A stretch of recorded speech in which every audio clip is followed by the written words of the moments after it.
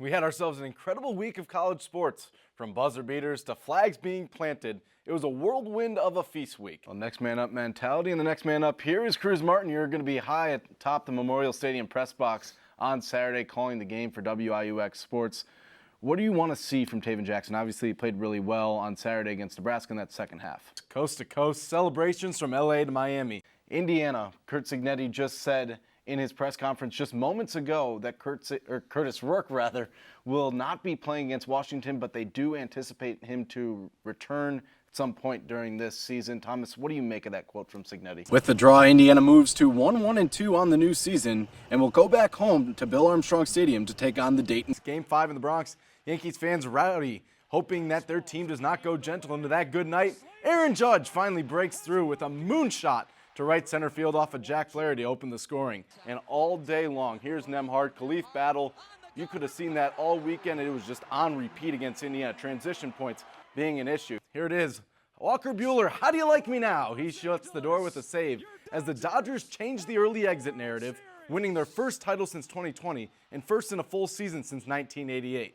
Today, another September draw for Indiana men's soccer as they were at the Selleck Bowl on the campus of Butler University to take on the Bulldogs on Wednesday night. We squandered too many chances. We got to be better in the final third.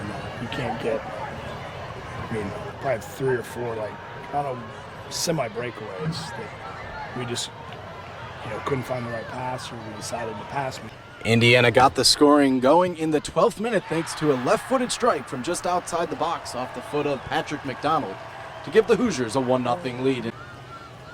Hoosiers dominated the first half but were unable to get any further after Tommy Mahalik missed a penalty kick over the bar after earning one midway through the first half. Bulldogs were trying to fight back in the second half, and they finally broke through on a broken play that got past Alex Barger and slipped by JT Harms, tying the game in the 65th minute at 1 apiece.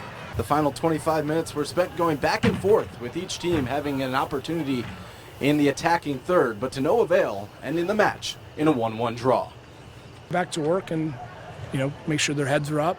You can't have continued slippages. So we just know that there could be another game in the season where it's like, man, how'd that happen? And we're like, let's have that. Wish we had that Butler game back. So we got to keep reminding them, you can't get them back. 17th ranked Indiana State Sycamores, and a pair of home runs gave the Sycamores a 6-0 lead after 3. The same lead IU had in Terre Haute just 2 weeks ago. Building off the energy thing, just kind of keeping the energy up instead of kind of letting them come back and kind of killing our vibe, I guess, if you will. But just keeping the energy up, we knew that we could come back at any time and build upon that lead that we had. So. The Hoosiers returned the favor by scoring 16 of the game's next 17 runs, thanks in large part to a massive grand slam in this 4th inning from sophomore shortstop Tyler Cerny to tie the game at 6. Hoosiers weren't done there. Josh Pine hit a 3-run blast in part of a 6-run 6th inning to give the Hoosiers the lead for good on top of 5 walks and a hit by pitch in a 31-minute inning. You think about Josh there, he goes from 0-2 back to a 2-2 count and then able to get back into it, and he homers it and gives us the lead. Following the victory over the Sycamores, the Hoosiers now sit at 15-15 and will head to College Park for a 3-game weekend Big Ten tilt with the Maryland Terrapins. For IUS TV Sports,